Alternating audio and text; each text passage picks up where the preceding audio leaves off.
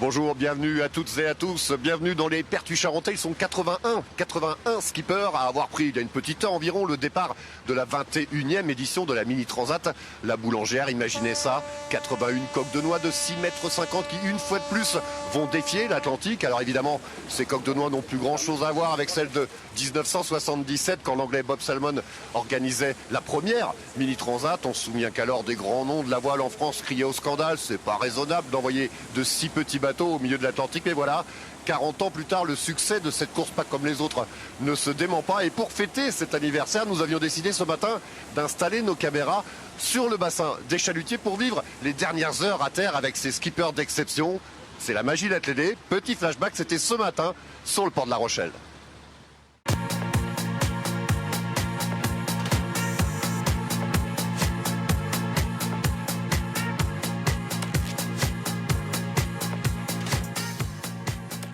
Bonjour Denis Hugues, on ne pouvait pas commencer cette émission sans l'incontournable directeur de course que vous êtes. Merci de nous accorder quelques-unes de vos précieuses minutes. On va faire un premier point météo. C'est vrai qu'en début de semaine, on s'était fait une petite frayeur quand même. Il y avait une méchante dépression dans le Golfe là. Oui, on était un peu inquiets. Vous savez qu'on est dans une période cyclonique dans l'ouest de l'Atlantique, notamment aux Antilles. On a vu avec toutes les catastrophes et les îles qui ont été quand même ravagées. Et on a quand même une pensée pour eux. Et il y a quelques cyclones qui ont décidé de revenir un petit peu nous voir. Alors ils ont perdu énormément en intensité, mais ils étaient suffisamment puissants pour qu'on ait des inquiétudes, notamment Maria. Bon, on peut être rassuré là. Et là pour l'instant, ça y est, Maria est en train de s'éteindre, de s'endormir gentiment. Et donc on a des prévisions qui sont plutôt favorables maintenant, avec malheureusement un peu de pluie pour le départ. Mais après, ça c'est pas très grave. Mais... ça va, voilà. Petite pluie à bas grand vent, comme on dit souvent, et donc ça va s'arranger. Donc le front qui devait avoir éventuellement au milieu du Golfe ce matin a disparu, et le vent fort, très fort, qui était annoncé Cap Finistère, est beaucoup moins fort. Donc on est plutôt très serein. Ça veut dire que oui, on peut escompter une arrivée, disons, à Las Palmas dans 8-10 jours. Ah bah ça va être plus long du coup, comme il y a moins de vent, ça va être plus long, et je pense que pour les premiers ça sera environ 8 jours, et après pour les premiers bateaux de série on est plutôt aux alentours des 10 jours. Quoi. Et puisqu'on parle météo, on va aussi retrouver notre confrère de France O, Eric Satas, qui lui est sur les pontons là derrière nous, il est au plus près des skippers. Eric, vous ne nous avez pas envoyé le soleil des Antilles, vous hein. C'est clair, moi j'ai la petite pluie dont parle Denis, le grand vent ne l'a pas encore abattu. Mais bon, c'est un peu une tradition quand on fait des départs de transat. On dit toujours qu'on part du froid, de l'humidité pour aller vers le soleil et vers nos amis antillais. Donc voilà, on respecte la tradition, on va dire, mais voilà, c'est juste un petit crachin humide, mais ils aiment ça, les marins, de toute façon, eux, ils sont déjà prêts à partir. Vous allez le voir tout à l'heure. Eric, on revient vers vous dans quelques minutes. Il y a quelque chose qu'il faut rappeler quand même. Ils sont 81 skippers, ils ont mérité leur place là, pour être là. La sélection, pour prendre le départ de la Mini, ça rigole pas quand même. Hein. On n'est pas ici, les coureurs ne sont pas ici par hasard, ça c'est clair. C'est du rêve d'abord, de l'envie surtout, et de la détermination ensuite. Donc on leur demande, la classe Mini leur demande de faire 1000 milles en solitaire et 1000 milles en course, en parcours de qualification. C'est-à-dire que c'est plus important comme parcours de qualification que pour se qualifier pour la route du Rhum. Donc ils connaissent tous leurs bateaux, ils ont fait des milles, ils ont eu des misères en mer qu'ils ont su gérer. Donc moi j'ai tout à fait confiance dans tous ces marins. Mais ils n'ont pas tous le même niveau. Il y a certains qui ont un peu plus d'expérience, il y a des amateurs. Mais c'est ça la richesse de la classe, exactement. Et donc il y en a qui partent vraiment pour l'aventure, et puis d'autres qui partent pour la performance, en espérant faire des résultats et arriver plus tard sur des supports plus grands et finir par le Vendée Globe souvent. Mais je pense que ça c'est une petite minorité, et la grosse majorité, ce sont des marins qui veulent traverser l'Atlantique sur des petits bateaux, sur la plus solitaire des transats. Des marins comme vous, faut le rappeler quand même, vous avez été le premier à faire cette Mini Transat, enfin le fauteuil vous l'aviez plié, mais c'était en 91. Oui, mais je l'avais pas embarqué parce que ça pèse du poids, donc au moins ça rouille. Au moins on est sûr de ne pas s'arrêter, parce qu'on n'a pas de fauteuil à terre si on s'arrête quelque part. C'est le meilleur moyen pour arriver, mais c'était de l'histoire ancienne. Ça avait été difficile de convaincre l'organisation de vous laisser partir ou... Oui, ça n'avait pas été simple à l'époque, et je crois que ça le sera encore moins maintenant. C'est vrai que partir quand on est handicapé, c'est pas forcément facile, et l'organisateur de l'époque, Jean-Luc Garnier, avait vraiment pris beaucoup de risques. On était deux au départ, il y avait José Concalves et moi, et on a réussi à prouver tous les deux, parce que nous sommes arrivés tous les deux, que c'était faisable. Et qu'est-ce qui fait finalement que vous êtes encore dans cette classe Mini aujourd'hui? Ça fait, l'histoire elle dure de près de 30 ans. Ce qui fait, c'est qu'il y a des valeurs auxquelles je crois vraiment très fortes. qui sont la solidarité des gens de mer, la convivialité. Il n'y a pas d'impact financier. Le premier a une poignée de main, gagne une poignée de main, et le deuxième gagne aussi une poignée de main, et le dernier gagne une poignée de main. Et quand on est aux arrivées, on voit qu'il y a toujours plus de monde pour le dernier que pour le premier. Tous les coureurs viennent accueillir les suivants, et ça, c'est magnifique, et on ne le voit pas dans d'autres courses. C'est une solidarité qu'il faut avoir vécue pour comprendre vraiment cet esprit. C'est vrai que quand on voit ne serait-ce que l'arrivée de la première étape après le golfe de Gascogne, les gars qui arrivent, qui sont rincés, qu'on cassé peut-être, et tout le monde se donne la main, c'est un truc qu'on ne voit dans aucune autre classe, quoi. Il y a peu de préparateurs, il y en a un petit peu à La Rochelle, on en voit beaucoup moins à l'Escale, on n'en voit plus du tout à l'arrivée. Et c'est vrai que tout le monde se donne un coup de main pour être capable de repartir pour la deuxième étape. J'ai souvent tendance à dire que la première étape, c'est un peu leur ultime parcours de qualification avant de traverser l'Atlantique. Parce que quand on traverse l'Atlantique, on peut s'attendre à rien d'autre qu'à soi-même et les bateaux accompagnateurs. On a quand même 7 bateaux accompagnateurs qui vont encadrer la flotte, qui sont corvéables à merci par la direction de course, et on communique beaucoup avec eux. Les concurrents n'ont pas de communication longue portée. Ils sont tous seuls à bord. Donc ils sont tous seuls à bord. Ils parlent avec une VHF, mais qui a une portée de 20 km à peu près. Donc sur l'Atlantique, c'est pas grand-chose. Et nous, on essaie de placer les bateaux accompagnateurs pour avoir le maximum d'informations de retour au PC Course. Ouais, on rappelle le parcours. On part d'ici de La Rochelle, direction Las Palmas aux Canaries. Après, il y a un petit stop de quelques semaines aux Canaries. Après, on va direction Le Marin, en Martinique.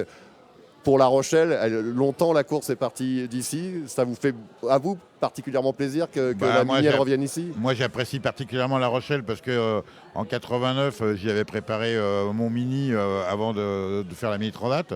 C'est une ville que je connais très bien. J'y ai pas mal d'amis. Et puis, c'est vrai que le bassin à flot au cœur de la ville de La Rochelle, avec tous ces petits bateaux, c'est quand même magnifique, quoi. Merci Denis, on vous libère, vous avez peut-être 2 ou 3 petites bricoles à faire. Juste 2 ou 3 petites. Pas qu'avant le départ.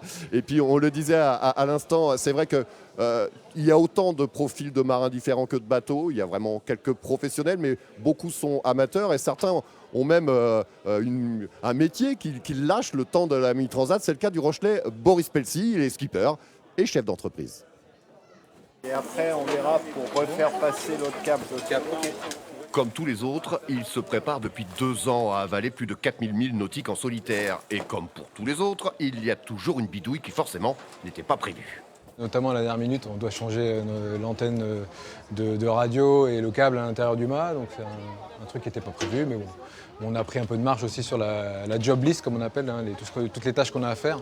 Du coup, on peut caler ça sans trop de soucis.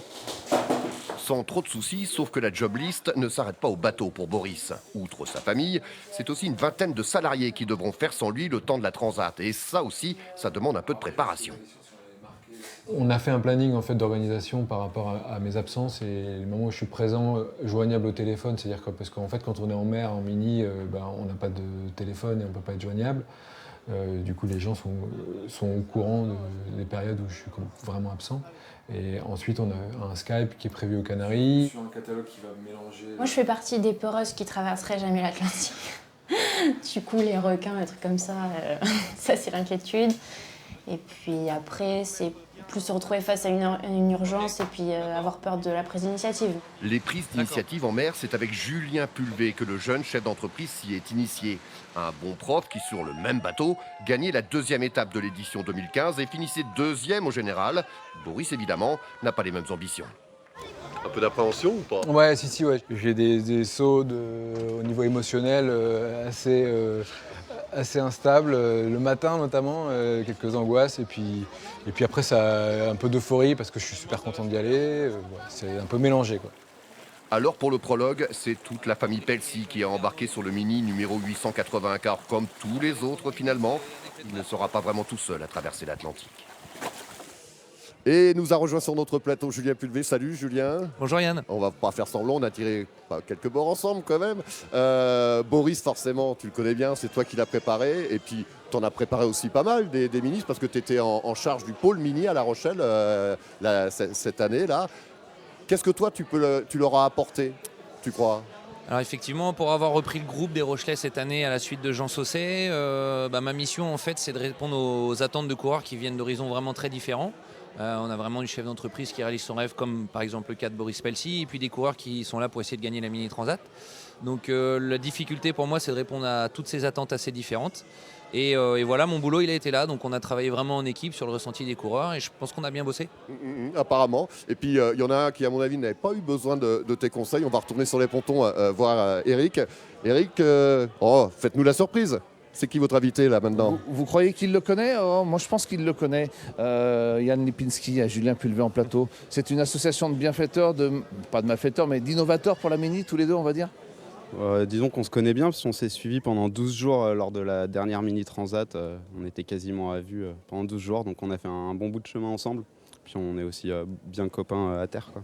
Alors Yann, vous partez avec l'étiquette d'ultra grand favori. Vous avez tout gagné, 15 courses consécutives. Cette année, vous êtes invaincu. Qu'est-ce qui peut vous arriver de mieux sinon que de gagner cette Transat et de faire le doublé? Ah bah de mieux, il peut rien m'arriver de mieux, mais après il peut m'arriver des choses de moins bien, hein. Je pense qu'on fait de la course au large, il y a plein d'aléas, donc rien n'est écrit, d'autant plus sur la Transat, les dernières éditions, les favoris n'ont pas gagné. Du coup voilà, hein, moi dans ma tête je suis pas favori. L'étiquette, vous la laissez de côté? Oui, complètement. Ouais. Alors, vous êtes à bord d'un bateau quasiment neuf, je crois qu'il a 4 ans. C'est un plan raison, parce qu'on parle de beaucoup d'architectes dans l'histoire de la marine. David Raison, lui, il avait fait cette révolution en 2011 en gagnant avec un bateau avec les traves arrondies. C'est un avantage d'être sur ce genre de bateau? Clairement, hein, les SCO, c'est un avantage. Là, mon bateau aujourd'hui, il s'appelle Griffon. Là, c'est les chasses d'hockey économistes de l'eau de Saint-Étienne. Et ce bateau, il est complètement magique. Et c'est l'évolution avec les défauts gommés du premier bateau que David Raison avait sorti comme ça, et avec lequel il avait gagné la Transat 2011. Et là, ce bateau, il est extrêmement polyvalent, il est merveilleux. Et à chaque fois que je navigue, il m'étonne encore, quoi. Il n'est pas à l'aise plus au portant qu'au près, parce que là, on sait que la traversée du golfe de Gascogne, ça va plutôt être au près. Après, vous aurez du SPI lors de la côte du Portugal, mais c'est plus dans ce genre de vent portant que ça avance, ce genre de bateau, non? Alors ce bateau est très polyvalent, hein. Son petit défaut c'est au près dans le petit temps, donc c'est ce qu'on va voir dans le golfe, donc ça va pas être facile. Donc cette étape elle n'est pas forcément complètement dessinée pour moi, hein. Donc encore une fois c'est pour ça que je me mets pas l'étiquette de favori là sur ce départ. Et puis l'idée c'est qu'il y a 2 étapes. Effectivement il y a du portant mais peut-être pas très fort, on ne sait pas, il faudra actualiser nos fichiers météo avec la BLU. C'est pas des conditions forcément formidables pour moi sur cette première étape. Mais mon bateau n'a pas trop de trous, donc ça, je vais essayer de suivre. Vous allez vous adapter. Allez, si on dit Lipinski sur le podium, on ne se mouille pas trop. Peut-être avec le petit Quentin Vlaminck, peut-être avec d'autres. Quentin, le problème c'est que là ça va être dur pour moi la première étape. Pour lui ça va être encore plus dur parce qu'il a les défauts accentués de mon bateau. Donc vous êtes sur le podium. J'espère s'il n'y a pas de casse. Okay. Merci beaucoup Yann, on vous laisse aller vous préparer parce que le départ arrive bientôt et puis c'est vrai que les marins n'ont qu'une envie, c'est de monter sur leur bateau avant le départ de cette Transat. Voilà Yann, je vous rends l'antenne pour la suite de l'émission. Ouais, franchement, le Yann, il est quand même un peu favori quand même sur l'histoire, on va pas se mentir, non? C'est clair, je comprends son point de vue, il reste concentré, il a sa course à faire, effectivement. On sait tous en tant que coureur que la course n'est jamais gagnée tant que la ligne d'arrivée n'est pas franchie. Et ça, on l'a vu à plusieurs éditions, donc il a raison, il faut rester concentré. Et puis voilà, de toute façon, le meilleur gagnera. Et l'histoire, elle était belle quand même il y a 2 ans. Moi, je me rappelle encore de ces images, ce mano à mano entre toi et Yann, et puis le suspense à l'arrivée pour savoir qui allait être premier. Il y a un truc qu'il faut que les gens comprennent, c'est quand même ça change un bonhomme, une Mini Transat, hein. Quand on arrive de l'autre côté, c'est quand même... la checklist, ça c'est fait, mais c'est important dans une carrière de marin. Effectivement, Yann, et en tant que marin et en tant qu'humain, ouais, c'est clair. En tant que marin, on est content, on a fait cette transat en solitaire, etc. Et en tant qu'humain, c'est vraiment une aventure. On traverse un océan sur un bateau de 6,50 m, on les voit là, c'est tout petit. Donc voilà, c'est vrai que c'est enrichissant, c'est clair. En 2015, on s'est bien bataillé, on avait exactement les mêmes bateaux, hein, les bateaux offset du chantier Rochelet. Et effectivement, on finit premier et deuxième. C'était une satisfaction. C'est vrai qu'on a eu un gros match l'un contre l'autre en fait à travers l'Atlantique. Ouais. C'est ce qui fait qu'aussi on se connaît encore mieux qu'avant. C'était un beau match. Ça reste quand même la voie royale, la Mini Transat, pour aller plus loin après. Tu es parti sur le circuit Figaro l'année dernière, champion Bisu, premier Bisu sur la solitaire. La Mini, c'est quand même ce qu'il y a, ça reste quand même ce qu'il y a de plus formateur quand on veut vraiment faire de la course au large. Clairement, pour moi le Mini 650 ça représente beaucoup. J'aime beaucoup cette classe. Elle est très formatrice parce que donc les règles du jeu, pour faire simple, hein, on n'a pas de communication avec la Terre, on a la carte en papier, donc on n'a pas d'ordinateur, on est vraiment sur des petits kartings très rapides et avec très peu de technologie à bord. Donc au final, oui, c'est très formateur, on ne sait pas où sont les concurrents, donc chacun fait sa propre stratégie en solitaire et effectivement c'est un super tremplin pour une carrière de coureur au large par la suite. Ouais. Tu te vois repartir un jour? Ah, j'aimerais bien, j'avoue Ça titille, que je le connais tous, ça les donne anciens envie. ministres, ils ont tous envie de repartir. C'est clair. Ouais. Bah merci Julien, on te laisse vaquer à tes occupations, aller voir les Rochelais, comment ils vont se comporter sur la ligne de départ. Merci à vous. Eric, je crois qu'on revient vers vous. Peut-être que vous allez nous apporter un peu de soleil, enfin. Faites un effort. Je fais des efforts pour vous apporter un peu de soleil. On vous l'apportera tout à l'heure sûr avec Kenny Piprol qui sera à mes côtés dans quelques instants. Kenny Piprol, c'est un petit peu le skipper que toute la Guadeloupe attend. C'est la 3e fois qu'un Guadeloupéen prend consécutivement le départ de cette Mini Transat. Je vous propose de faire un petit peu mieux connaissance avec lui avec ce reportage effectué avec des images de Emmanuel Morel du côté de Lorient. C'est parti. Sorti de Guadeloupe Grand Large avec une Transat en double en 2016, voilà Kenny Piprol qui tente l'aventure en solo. Pas de quoi l'impressionner. Solo, il faut être très organisé pour être performant, quoi. C'est ce qui change beaucoup par rapport à l'équipage, je trouve. J'ai appris à me faufiler dans les petits recoins du bateau, trouver ma place pour passer presque un mois en mer du coup. Là, je commence vraiment à me sentir à l'aise. Le Guadeloupéen a profité de l'expérience de la formation Lorient Grand Large pour cette saison. Avec son proto, il a vite été performant. Tanguy Le Glatin a pu mesurer la progression de Kenny depuis presque un an. Kenny, il a essayé de faire du mieux qu'il pouvait avec les moyens qu'il avait et il s'est quand même bien organisé pour quelqu'un de jeune quand même aussi. Il a réussi à vraiment bien naviguer. Je crois qu'il a progressé en gestion du bateau. 3e de la Transgascogne, 6e de la Mini en mai, 8e de la Mini Fastnet. Les chiffres parlent. On sent qu'il comprend quand on lui parle de technique et de sensations. C'est confirmé qu'il a appris relativement vite, effectivement. Après François Lamy et Karl Chipotel, ce sera donc le 3e Guadeloupéen à s'attaquer consécutivement à cette course. J'ai gardé la tête froide. Je sais qu'un projet sur même pas un an, c'est déjà énorme d'être au départ de la Mini. Donc pour moi, c'est déjà une victoire d'être au départ. Cap sur la Martinique pour celui qu'on surnomme déjà à 21 ans le petit frère de la côte. Il arrive presque à la maison. J'ai vraiment le bateau en main maintenant et voilà, je suis serein. Je sais que maintenant que je serai au départ, tous les voyants sont au vert. Kenny, Mini, ça sonne bien. Et Kenny Piprol est à nos côtés. Kenny, juste avant le départ, alors on dit que tu vas exploser tout le monde et que tu vas peut-être créer la surprise. Mais bon, je pense que tu ne te mets pas trop de pression. Non, je ne me mets pas trop de pression. Déjà, il faut déjà gérer le stress. Je suis assez stressé pour l'instant. Et j'essaie de rester simple, de faire ce que j'ai toujours fait et ce qu'on m'a appris avec la formation Guadeloupe Grand Large. Donc voilà, pas plus de pression. Un Guadeloupéen stressé, ça existe ? Bah oui, la preuve. Ouais, qu'est-ce qui se passe ? Il paraît pas stressé, mais oui, je suis assez stressé, d'autant plus que les conditions quand même s'apprêtent à être pas mal pour mon bateau, auprès dans du tout petit air, donc j'ai encore un peu plus la pression, puisque normalement je devrais être bien placé dès le début, mais voilà. On te suivra pendant l'évolution de la course. C'est vrai que tu as appris à naviguer dans les alizés, dans une eau à 30 degrés, avec une formation guadeloupéenne, Guadeloupe Grand Large sur place, qu'on salue. Venir ici, en fait, défier les marins du continent, les Bretons, les Normands, les Rochelais, c'est pour toi un vrai défi. Bah oui, c'est un vrai défi. J'ai appris à naviguer à leur côté toute cette saison.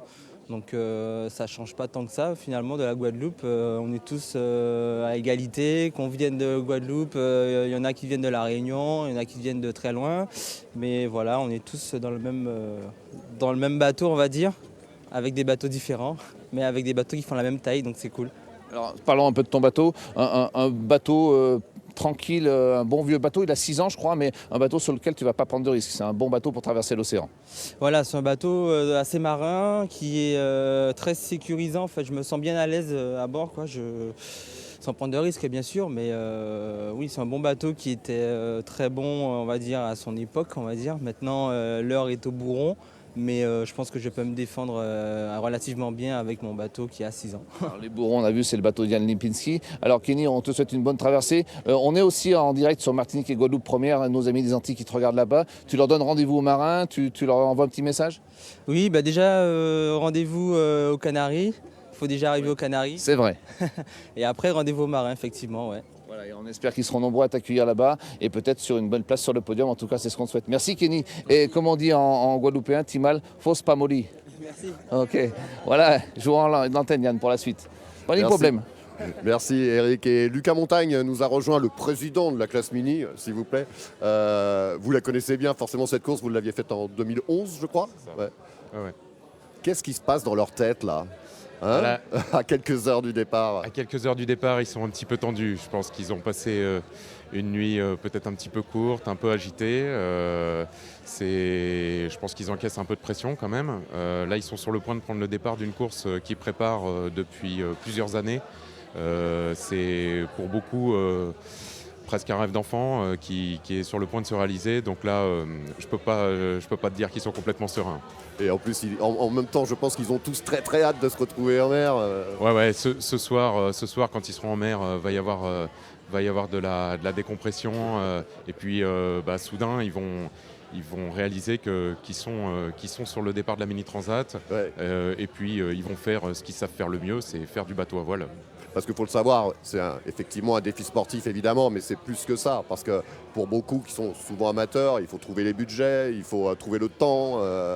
C'est vraiment un projet à plein temps, quoi. Oui, bien sûr. En fait, les coureurs en classe mini, ils sont tout seuls du début de leur projet jusqu'à l'arrivée.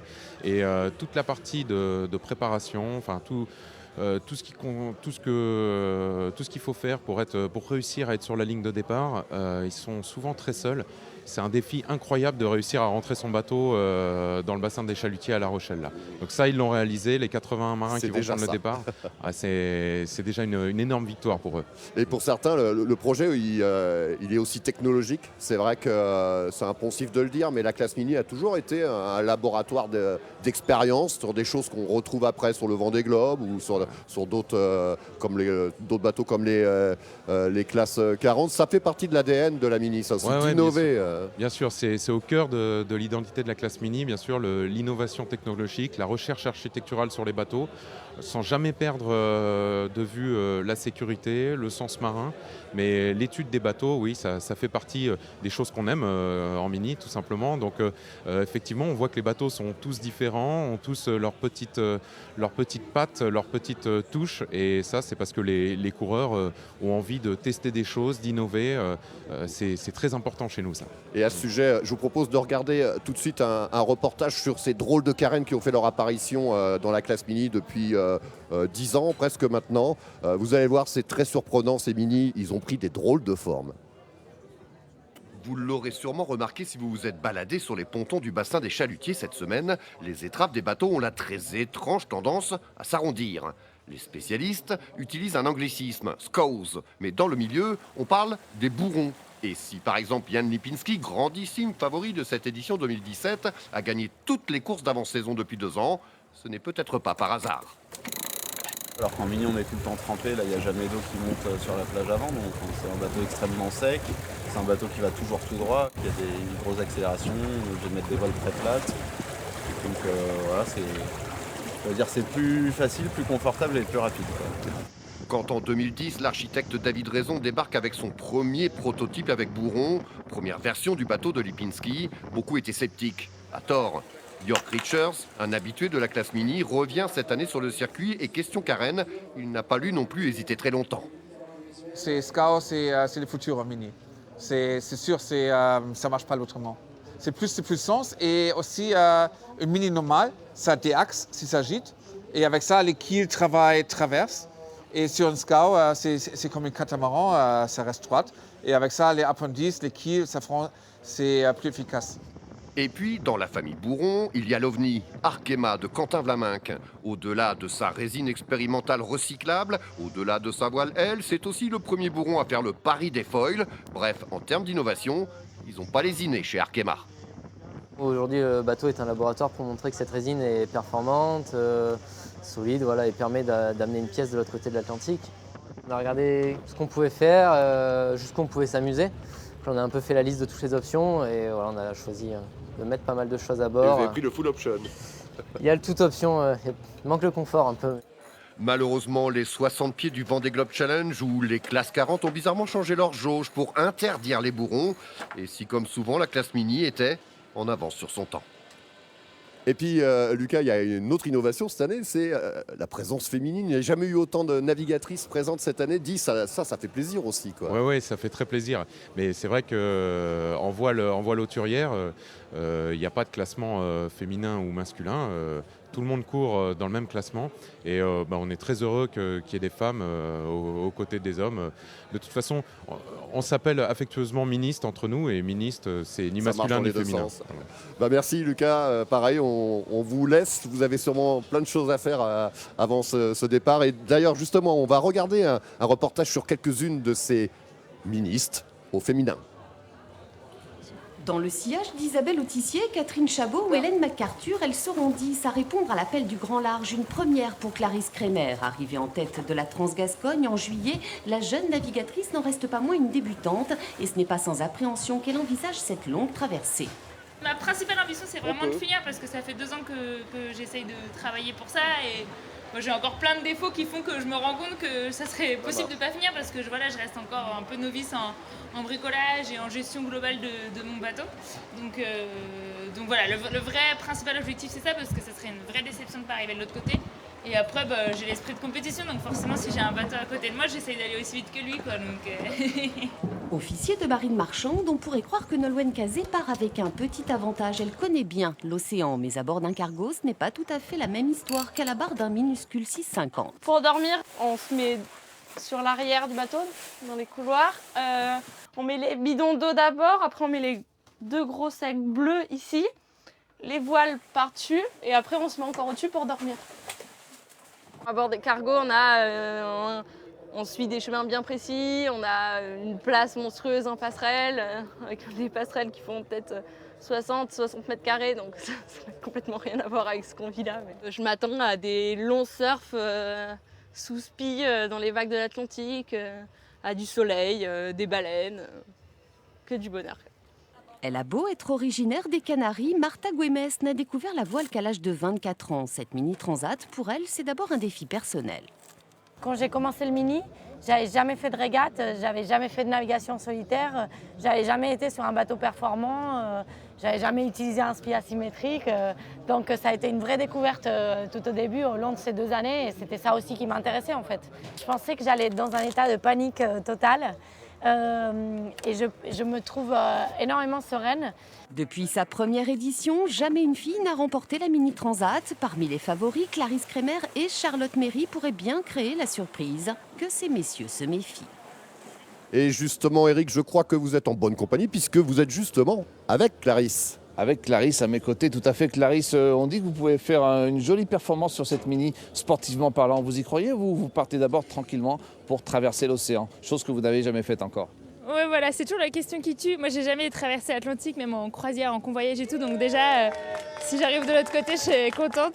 Voilà. Fan club derrière vous, donc vous êtes encouragés. On sait, vous êtes très actifs sur les réseaux sociaux, un peu comme il y a Samantha Davis il y a 4 ans sur le Vendée Globe. On vous voit partout, réseaux, Facebook, Instagram et j'en passe. Oui, c'est très gentil de me comparer à Samantha Davis. Moi, je ne fais pas trop pour l'instant. Oui, j'essaie de partager mon aventure. J'ai du monde qui m'aide aussi à le faire. Et voilà, l'idée, c'est de montrer aux gens que c'est une chouette aventure et que j'ai beaucoup de chance de faire tout ça. Et voilà. Alors, quand même, il y a en 2016, janvier 2016, vous n'aviez encore jamais fait une nuit en solitaire sur un bateau, oui. Et vous n'aviez pratiquement jamais navigué. Très peu, un petit peu d'école, un petit peu de Tour de France à la voile, mais jamais en solo et jamais sur une mini. Pourquoi? C'est quoi ce défi? C'est un truc fou? C'est dire je fais pareil que mon mec qui a fait la mini il y a 2 ans? C'est quoi? Oui, il y a un peu de ça aussi, de dire voilà, c'est un challenge sportif, une grosse aventure, un peu comme certains vont faire l'Everest ou le Mont Blanc. Moi, c'est de dire est-ce que je suis capable de faire ça et essayer de le faire. Et en fait, au début, je me disais pas je vais traverser l'Atlantique en solitaire. Je me disais je vais faire une première navigation solitaire, ensuite une première nuit, une première course. Et petit à petit, on devient de plus en plus capable. Et c'est chouette de réussir à apprendre à faire tout ça. Et c'est assez agréable. Voilà. Je vous avais rencontré au Saintes après l'arrivée de Tanguy, vous étiez déjà en train de préparer le projet. Alors le bateau le plus vite, le plus beau, le plus fort, il paraît que c'est un bateau extraordinaire. C'est ce qu'on a marqué sur les dossiers de presse et un peu partout. Voilà, non, c'est moi, j'aime beaucoup mon bateau, forcément, c'est mon premier outil, quoi. Et j'en ai pris beaucoup soin, on m'a beaucoup aidé. Enfin, Tanguy le Turquet m'a beaucoup aidé à en prendre soin. Il est bien préparé et c'est hyper important de se sentir bien sur son bateau, avoir une transat comme ça. Après, je sais que j'aurai de la casse et il faudra essayer de réparer, quoi. Alors, vous n'aurez pas de casse. J'ai vu qu'il y avait deux personnages sur le bateau, enfin, il y a deux noms sur le bateau. Vous avez un espèce de truc, machin, que les marins n'aiment pas trop qu'on parle. Enfin, à bord, c'est quoi? Et c'est un lapin. Oh mon Dieu, elle l'a dit. Ouais, les lapins, c'est censé porter malheur à bord, mais les femmes aussi. Du coup, lapin plus femme, ça s'annule, quoi. Voilà. J'espère qu'on va pas tomber derrière les pontons. Vous défiez toute la logique des marins, en fait. Ouais, bon, c'est un peu une petite blague, quoi. De toute façon, la superstition, ça n'a jamais trop aidé à avancer, quoi. Mais voilà, c'est une petite blague. En fait, c'est un copain ce lapin qui s'appelle Jimmy a déjà traversé l'Atlantique en 2015 sur la Mini Transat. Et c'est un copain qui est retourné bosser à la Défense, en fait, derrière, qui a dit, Jimmy, il aime le bateau, il aime pas le conseil en stratégie, donc il va retourner faire la traversée avec toi. Oui, parce que pour la petite histoire, parisienne, HEC, Mensana Incorporesano, il y en a là-dedans. Et donc, elle va traverser l'océan. On se retrouve aux Canaries, on se retrouve en Martinique. Le but, c'est d'arriver, c'est ça? Yes, voilà. On va se retrouver en Martinique, c'est exactement ce qu'il faut me dire. Voilà, je voudrais aussi, pour être complet avec cette émission, parler du bouquin de Patrick Benoîton, 40 ans de Mini Transat, le voilà, ce livre. Et ce qui est marrant, c'est à la rencontre de l'Homo Oceanus Ministritus. Enfin bon, c'est assez sympa, c'est aux éditions Glénat et je pense pas que vous aurez le temps de le lire, je vous l'offrirai à l'arrivée aux marins. C'est promis? D'accord. Bon. Je compare avec mon aventure. Voilà, et vous pourrez écrire aussi un livre parce que je sens que vous êtes assez communicante, ma chère Clarisse. Écrire un livre, chaque chose en son temps. Pardon, excusez-moi, vous êtes assez communicante. Oui, écrire un livre, chaque chose en son temps, je ne suis pas encore là-dedans. Voilà. Nous, on va pas tarder à se mettre à l'abri. Yann, je vous rends l'antenne. Tous nos marins sont prêts pour partir maintenant. Et on espère que Clarisse sera à l'arrivée, que que Kenny sera à l'arrivée. Et puis que Yann sera peut-être dans le trio de tête. En tout cas, je pense qu'on a misé sur les bons chevaux aujourd'hui et qu'on ne devrait pas forcément être loin de notre podium. Voilà, Yann, je vous rends l'antenne pour la fin de l'émission. Oui, Eric, juste peut-être un petit mot, parce que vous connaissez bien cette zone du globe. C'est vrai qu'on le sait que nos amis ultramarins ont été durement frappés avec des événements météorologiques pas très normaux. Pouvez nous dire un mot de la situation en ce moment là-bas? En Martinique, il y a eu des grosses pluies, il y a eu un ou deux catamarans qui ont été touchés sur la marina du Marin, mais la Martinique n'a globalement pas été touchée comme la Guadeloupe. Tout a été très vite réparé, notamment dans les îles des Saintes. Pour l'instant, effectivement, la grosse catastrophe est arrivée sur Saint-Martin et sur Saint-Barth, où il y a à peu près 80% de la flotte de ces bateaux qui font les croisières qui a été détruite. Donc la situation est plus grave au nord, mais la Martinique, elle, sera prête dans 2 mois, comme la Guadeloupe et comme les Saintes. Vous verrez, c'est un très beau paradis et les marins et les Martiniquais aiment recevoir les gens. Merci Eric. Évidemment, forcément, on va suivre cette course et on se donne rendez-vous aux marins. À eux, les skippers, il ne leur reste plus qu'à prendre la mer, mais ça, c'est une autre histoire. Voilà, on attend les premiers concurrents dans une 8aine de jours à Las Palmas, aux Canaries. Après, il faudra qu'ils patientent jusqu'au 1er novembre prochain pour prendre le départ de la grande traversée. Direction donc le Marin en Martinique. Et évidemment, on vous tiendra au courant du suivi de cette course. Merci d'avoir été avec nous pour cette émission spéciale Mini Transat La Boulangère et bonne soirée.